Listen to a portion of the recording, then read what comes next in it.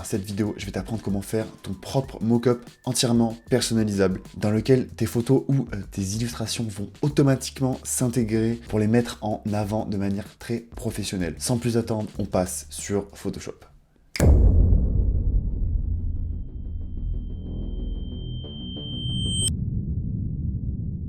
J'ai trouvé cette image sur Unsplash, donc c'est une image gratuite fournie par Angel Camp, on peut voir là-haut. Merci Angel Camp, et si vous voulez télécharger la même photo que moi, le lien est dans la description. Donc la première chose à savoir quand vous faites un mock-up pour illustrer, que ce soit une illustration ou une photo, c'est le format. Si vous voulez illustrer des photos ou des illustrations carrées, il va falloir trouver des cadres carrés. Ça peut être un cadre ou ça marche aussi avec des iPhones, un iPad, ça marche avec tout ce qui a une surface facilement détourable. Donc là, la première étape à faire, c'est de créer le calque dans lequel on va intégrer notre design. Ce cadre-là, c'est un cadre qui est A4, donc format A4, qui fait, donc le A4, c'est 29,7 par 21.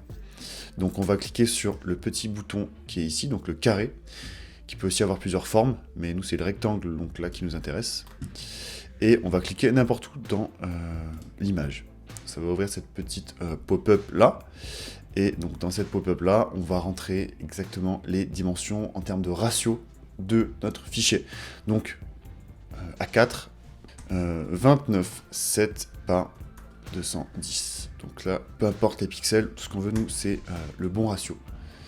Donc on ferme ça, on l'oriente du bon côté, donc en faisant pivoter et en maintenant Shift pour être à 90 degrés. Et on va l'agrandir. Ensuite, on le place approximativement dans notre cadre. Ok, on valide. Une fois qu'on a ça, et pour travailler de manière plus pratique, on va dire, on double-clique sur le calque à droite. Et on va prendre une couleur très très claire. C'est vraiment temporaire.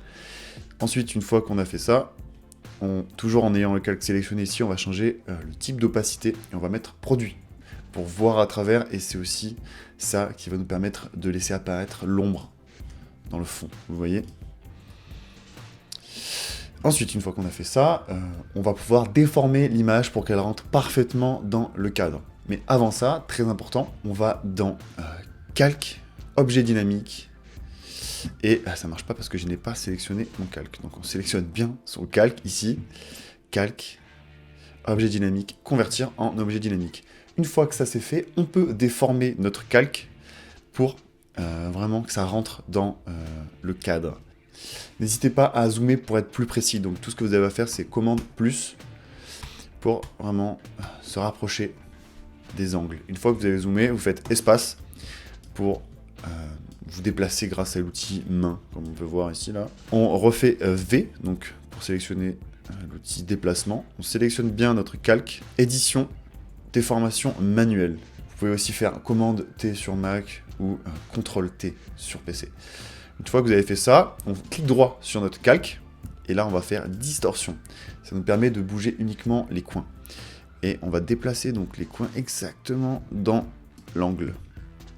Voilà pour le premier. Ensuite le deuxième.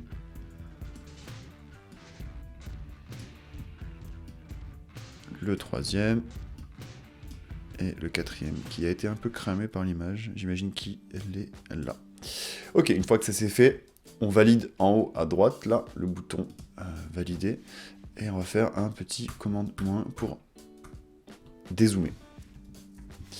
Donc là, notre fichier est placé, tout est bon. On n'a plus qu'à essayer une image dedans, voir ce que ça donne. Donc on va double-cliquer, pas sur le mot, mais bien sur l'image, là, le carré blanc. Double-clic. Ça va ouvrir une fenêtre qui est notre rectangle qu'on a fait au tout début. Donc là, on a ce truc rose, c'est pas du tout ce qui nous intéresse.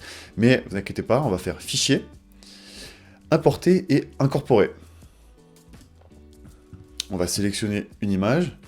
Je vais prendre une des images que j'ai prises le week-end dernier, quand on est allé au ski, plutôt juste à la montagne.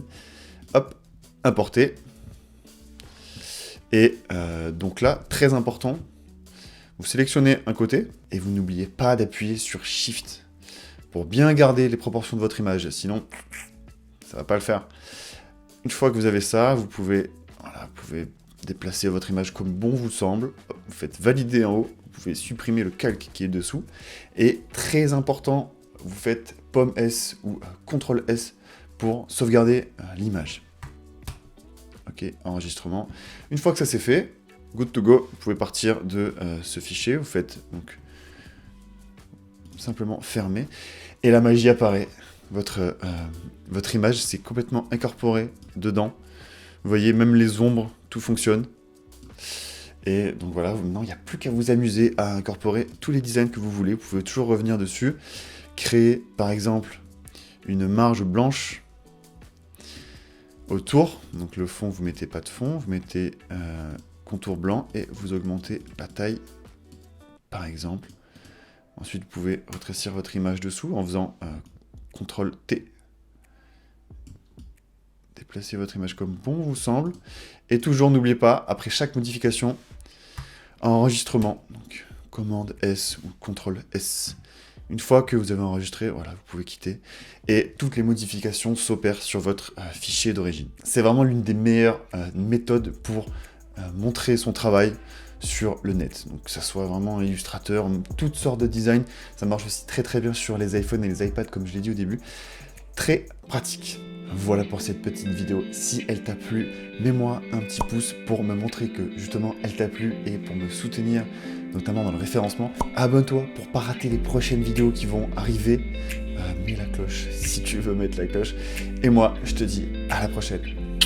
Ciao!